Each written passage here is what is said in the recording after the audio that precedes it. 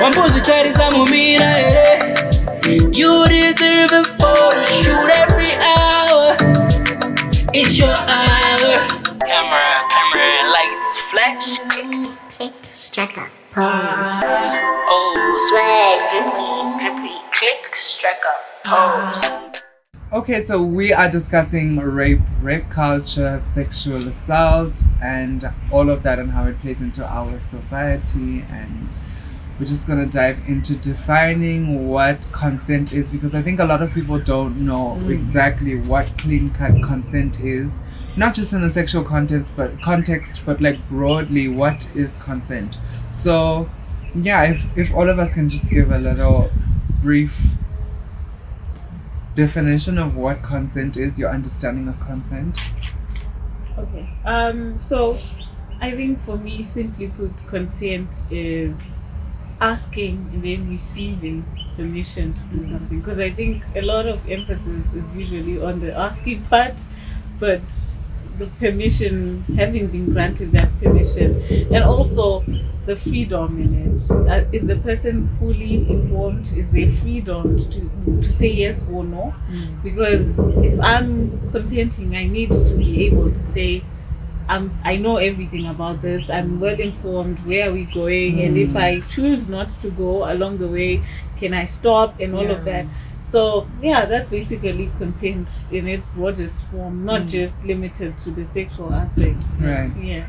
And I think what's so important is just that aspect of I can change my mind. Like just because I can say yes now, it's just like when you if someone asks you like, oh, let's hang out tomorrow at, I don't know, Pariah, and you're like, okay, yes, sure, no problem. I can still change my mind between today and the time that we've agreed to meet up, that okay, you know what, I've changed my mind, I don't want to do it anymore.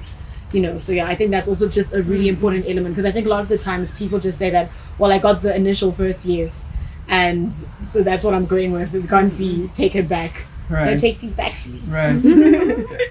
Yeah. I like the journey analogy. Like, we're here, this is where we're going, but if we get to this point, before we get to that point, I'm still allowed to say no, I don't want to do this. But I think consent is not just about that moment of saying yes, it's about having the capacity. So if you have an intrinsic coercive power over me, if you are my boss, if you are, someone who's a lot older than me, if you're someone who knows better than me in a particular situation, and you take advantage of that, can you really say that my consent was consent? So that is, for example, a 14-year-old consenting to sleep with a 50-year-old. Did she really have consent? Yeah. Right. Yeah. Right. Yeah. I think for me, consent is it's active, it is constant, it is reassuring, it is affirming. Consent does not end after you've now received your answer. You must continue to ask for consent and reassure yourself in that consent even after you have received it, to make sure that that person is still able to give, able to fulfill the end of the bargain. Someone could be in a situation where they are, let's say I ask you for sex and then you say yes, and then we start kissing whatever, when we're just about to do it, and I'm like, are you sure, can we do it? Yes. That's consenting. That's continuing to consent throughout the process. Not just because, right? Are you okay with this? Are you comfortable with this? It's not assuming. It's ensuring that you're not, imposing yourself onto someone else. Yes, yeah, that's actually beautifully put. But I guess, like, my question is, like, with the example you gave, like, can a 14-year-old give consent? And this is now bringing it back into, like, a sexual context. Like, if a 14-year-old is in a relationship with someone who's 50, and they say, the 50-year-old maybe asks, like, okay, are you sure you want to say? She's like, yes, I'm sure, I'm ready, let's do this. Right. Like, is it really consent when it's in that kind of a context? Like, sorry, I'm just thinking about child marriages. Yes, like, yeah, like exactly. That. You can have a kid who gets married to someone, and it's about the context in which it happens. Like, maybe, the family's broke or whatever. The child understands that, okay, this is probably the best path for me to marry this older man because he's got money and I'll be, my life will be sorted. Is it still consent when it's in that kind of situation where it's kind of like a manipulated consent or, with that power dynamic that you're talking about? Is that also just traditional dynamic? Yeah, traditional dynamic, patriarchal dynamic and things like that. Like, is it still consent when it's a 14-year-old and a 50-year-old?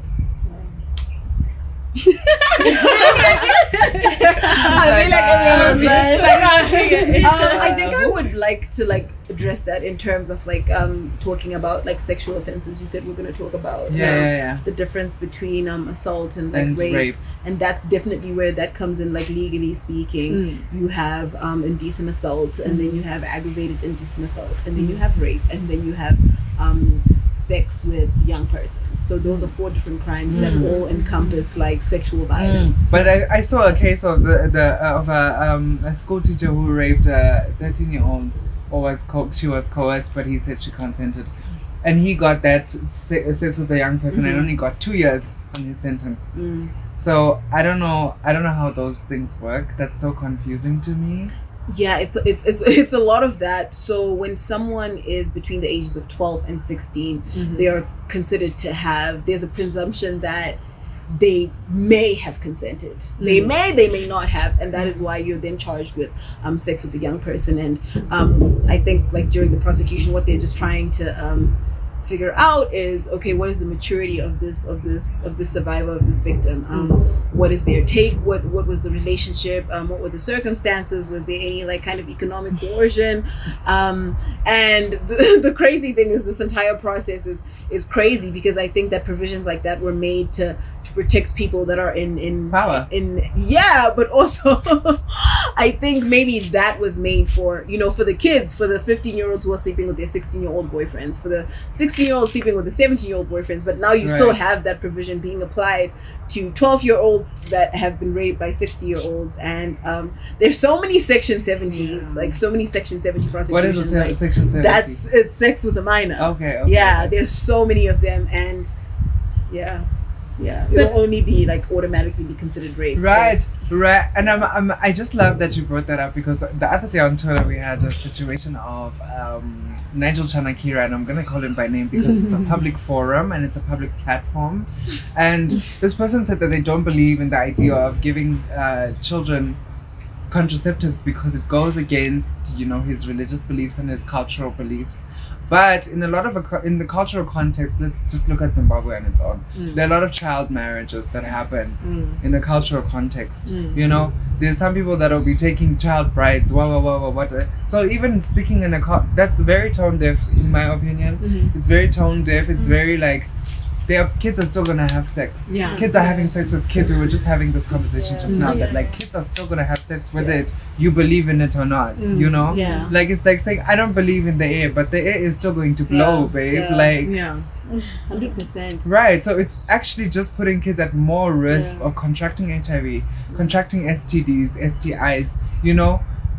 And child pregnancies. Are you going to support these kids when they now are falling pregnant? Sadly, I think the problem with our culture is we want certain things to be a punishment of sorts. So if you're having sex, you should be punished. You should get HIV.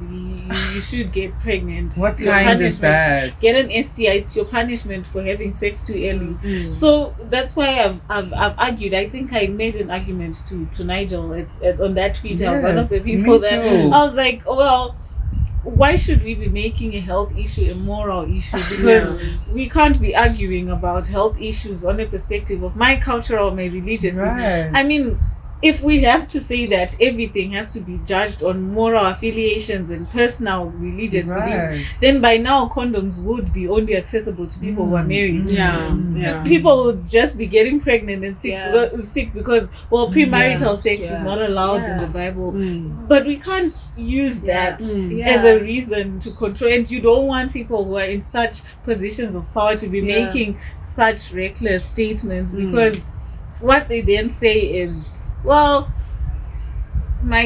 because of my perspective and my perceptions and my God everyone who is doing wrong should be Right. And those punished. things And inform it's not a norms, and they petition. inform. Right. They spread. And, like, a they petition. spread that. They spread that perception, and I think like the crux of every social problem is people's inability to see beyond themselves. Yeah. So yeah. yes, your religion says this. Right. Yes, your religion says that. But the Right. real crux of the issue, the problem is that this.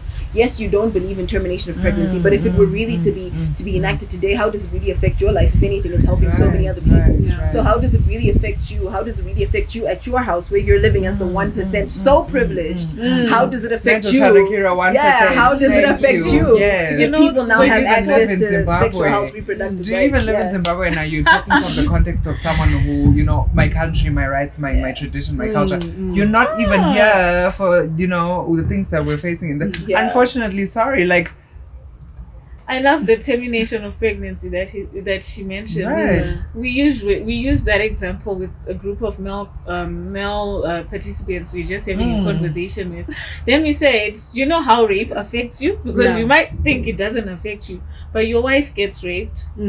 She was probably story. And then she gets pregnant. The child is not yours, but she can't talk about this rape because of what society says.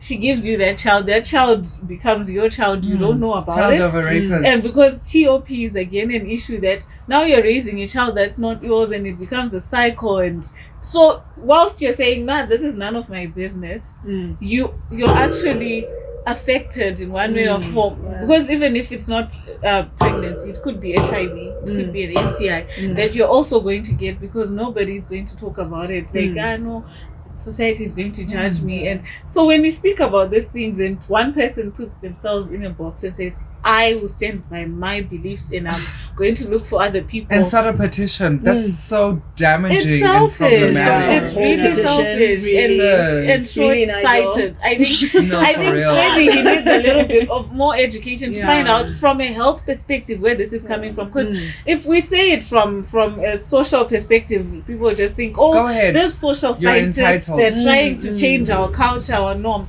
But look at it from a health perspective, how this affects generations to come. If we're telling you that these children are having sex, 50 or 60,000, was it 60,000 unsafe abortions in Zimbabwe every year? So where are we going? And do you think that your own personal affiliations or perceptions should be the ones that control certain things? Well, I hope he's watching. We'll tag him in the link. Okay, so just to the tie this up, I am obviously someone who is an activist for the LGBTQIA plus community. I was someone who was awarded in the 16 days of activism with the Netherlands embassy because I was nominated, and so I think it's important for us to shed light on the fact that right now is 16 days of activism, where we shed light on gender-based violence, intimate partner violence, and I think that we shouldn't focus on talking about these topics only in these 16 days. We should talk about them every other day outside of the 16 days. 365 days we should be talking about gender-based violence and intimate partner violence, because it affects women, men, people of all genders on a daily basis. There is not a day that passes where we can say no one was sexually assaulted today or even raped, So I think on that note, speaking about me being an activist for the LGBTQI plus community, a big part of rape in our community is corrective rape, and that is mostly something that is perpetuated onto people who are femme bodies, queer women, mask presenting, trans men. A lot of people in our community are affected by this. So I'd love for us to just throw that around a bit and see what comes out of it. Okay. I think. So what is corrective rape, first of all? Okay. I just want to put it out there before I even start defining it. I hate the term. I hate the term corrective rape. I hate marital rape because it's like these are like academic. Yeah, these are categorizing like this violence, but it's also just trying to like sanitize, kind of wash it down, because you hear the word in itself, corrective. What are you trying to correct? Right. Where are you, and where are you trying to get? Like, what exactly is the error that you want to erase through this act of violence? And I really, really hate that. But it, like she said, it is just the violation of queer bodies, because it's like okay, the reason that you like this is because you haven't really gotten a chance to do this, and you know what, we're really going to show you what it is to be a man and what it feels like to really be taken by a man. And it's just this violent, this dirty thing that is like, I think is now defined as a hate crime. Yeah. Yeah. It's a hate crime. Yeah, and it's horrible. Yeah, I think it's identity. It's what is the opposite of affirm? It's like it takes away it reduces people's identities to nothing, to sex. It reduces people's identities to being something that can be influenced by something so simple as sex. You know, even this idea when people say, "Oh, I can turn people," I turned him. That's not how it works, you know. That's not how attraction, sexuality, you know, that's not how things work. And so this idea that you can rape someone into becoming heterosexual, that is problematic in itself. It's problematic in thinking that men are the ultimate way of existing. Men and women are the only way that you can have sex or exist in a sexual relationship, when in fact we've seen many instances where people have had many successful relationships where it's not heterosexual, cis heterosexual, you know. So yeah, I think corrective rape is that it's taking away from someone's identity, taking away from someone's autonomy to be able to identify, self-identify, and saying, actually no, we know what your identity truly is, and we're going to instill it into you through the power of the penis. Yeah, it's like non-conformers trying to make non-conformers. Like, you need to conform to this standard. This is how we live. This is how we do things. You will like having sex with a man. You will like having sex with a woman. Like, it's... Because that's the best. Yeah. It has to be. This is how it is. It's not even the best. It's the only way. Yeah, it's supposed to be the only way. And right. I think it's a lot of...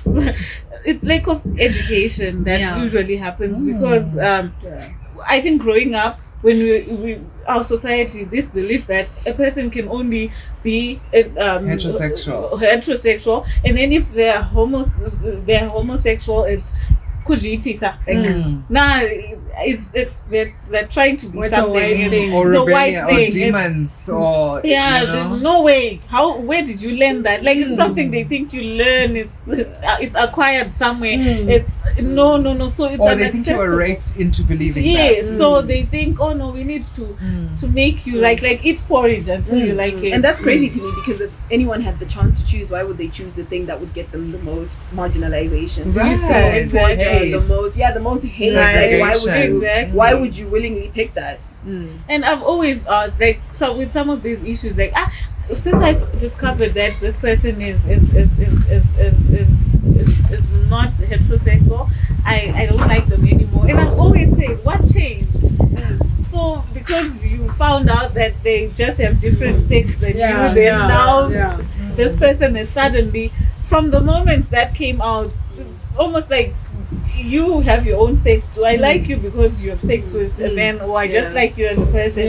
And people always then say, it's just something that I don't understand. You don't need to understand. It's not for you to understand. It doesn't concern you.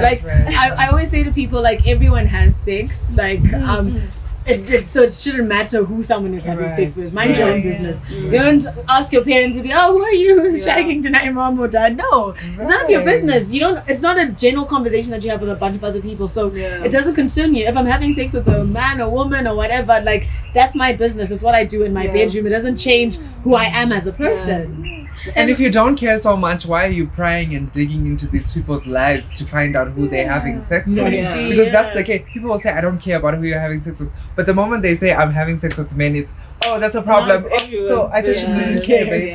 And that questioning and badgering, where, like, people that are queer have to constantly, like, show up. They have to show up. You constantly have to justify, even when you're sexually experimenting, even when you're this and that. Like, people that are heterosexual get to live their lives freely. They get to experiment. They get to go through their whole phase. They're this phase, they're this phase, without any questioning. But the minute that you're queer, there's so much, like, attention on that. And like, I just want to, like, one final thing is that I think that activism and learning is an intellectual thing, because there are things that we have grown up knowing, things that we have been socialized to believe, and until you like literally see beyond your own experience and go out of your way to learn those things, you're never going to unlearn them, because sometimes even if your actions are progressive, even if your head does not understand something, if you are reading, your actions can still be progressive, and your inside will catch up with your outside. You know what I mean? So it's an intellectual thing, and waking up every day, I'm waking up and I'm trying to understand this and that without imposing that lack of knowledge on the people that are already marginalized by making them try to understand. So you're gay?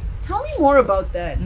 You're straight. Why don't you tell me more about that? I think this is the perfect place for all of us to just give like our final thoughts. Last thing you'd like to say to just wrap up, you know. Share if there's anything you feel like we've left out on, you know, just. I think I'll go first. So anyone watching this and you've experienced some sort of sexual violence or rape, it's not your fault. You did not do anything wrong, and don't keep quiet about it. Seek help. There is help that's available for you.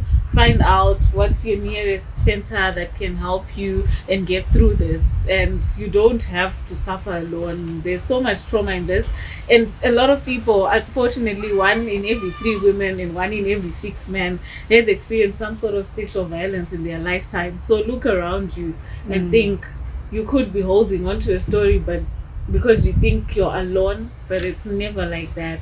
So love that. That's beautiful. I think I just want to kind of appeal to, you know, the government, to, you know, the police and things like that, and just say that, like, let's kill rape culture, like, completely. I understand that, you know, being underpaid makes you like less willing to do your job properly, but like I feel like once I think our police have become so dehumanized, and that's why they can't be empathetic to, you know, victims of rape, victims of assault and things like that. Just do your job, do the bare minimum. If there's no one from victim friendly unit there, takes that, you know, the victims of any kind of assault into a separate room, give them time to, you know, to calm down, to tell their story and things like that. Like, let's not make it, you know, a nyaya for us to talk about at work today, that, oh, did you see the chick that came in to talk about being raped, or did you see this trans person that came in, did you see the gay guy that came? No, like, just do your job, do the bare minimum, guys. Let's try and make everyone's experience in this beautiful country of ours better, like, in whatever little way that we can do it. And definitely, like what you're saying, is that, like, let's speak out about rape, guys. Let's stop normalizing it. Let's stop making jokes about it. Like, it's actually not funny. It's not fun. It's not funny. It's not a joke. It's a very serious thing. It's a problem, and it's something that we need to talk about more so that we can eradicate it. I love that. I think you bring up the joking thing, the way that we interact with these topics in society. I think we should all stop trying to, you know, not think that we know best, or think that we can define someone's experience better than they can. You know, if someone says something, we should believe them first, you know? Our first instinct should be to believe what someone says, instead of saying, oh no, you're a liar. Oh no, you are wearing that short dress. Oh no, you're a prostitute, so there's no way you could have been, you know, you can have that power. You know, I don't think that we should ever be in a position where we are taking it upon ourselves to have this social commentary on people's lives, on the way that people interact with certain things. I think it's important for us to all, like you said, constantly be in a position of learning, unlearning, you know, growing, taking things into account, learning from other people's experiences, because you don't experience everything, so you can't have first-hand knowledge of everyone's experience. So that's what I have to say. I think I said most of what I wanted to say, but just please read. Learn, educate yourself. Educate yourself. And at the end of the day, all the people, all the activists, all the feminists, all the people that you look to account for accountability on social media, where are the feminists, where are the gender activists, where are the women's organizations? They're there, and at the end of the day, we can only teach people that are willing to learn. So the information is there. You have to use it. Right. So I think that is the perfect place for us to cut this conversation for now. I don't think this is a conversation that ever ends, because there's so many nuances to this kind of a conversation. Sexual assault in itself and rape in itself are things that are so broad, and there's so many different ways of coming into contact with the rape and sexual assault, especially as a victim or someone that, you know, is a perpetrator. You know, there's things that we didn't speak about, like the fact that men are the highest perpetrators of sexual assault, or the fact that men also experience sexual assault at the hands of women. You know, there's so many things that we still need to talk about. And I know that a lot of people are sitting here and saying, women, we only talk about women. But I want everyone to know that we are all victims of this patriarchal problem. Nobody is immune to being sexually assaulted or raped. Kids, old people, you know, people with disabilities, people in the LGBTQIA plus community. We are all prey to these problems in our society. So I think it's important for us to have these conversations. It's important for you to reach out to Adult Rape Clinic, you know, if you need that kind of support, if that is what you're seeking out, if you are a victim of sexual assault or rape, then you need to use these resources that are being put in front of you. Don't suffer alone. You don't need to suffer alone. Especially if you have a good support system around you. Use it, you know? So yeah, if you would like to share this with anyone that you think that this could help, please feel free to, you know, hit the share button down below, share it to your socials, share it to your Twitter. Their handles subscribe. Are gonna be on the screen right now. You know, follow them on social media, interact with them. You know, they are gonna be open to sharing what they would like to share with you. This is what we do, guys. We are all here to be activists, and this is why we have created this space with Her Hour. So thank you so much, our Rangers, and everyone that is new to us. If you haven't seen any of season 1, jump back and check those out. We have a lot of topics that you might enjoy. 14 episodes of content that we took time to create for you. So yeah, I hope you enjoy it. If you don't, then just feel free to hit the comment section on any of our videos, especially this one. We'd love to hear your thoughts, and you know, on this conversation. It is a broad conversation. If you would like to share your story, we are open to that. You know, someone might be reading and it might help someone. So yeah, hit up Her Hour, Instagram, Twitter, like, subscribe to our channel, you know, and share. Yeah, like I said, share. Thank you for season 2. We love you guys so much, and we will see you on the next one. Fantastic. Yes. Click, strike up, pose. Oh, swag, drippy, click, strike up, pose.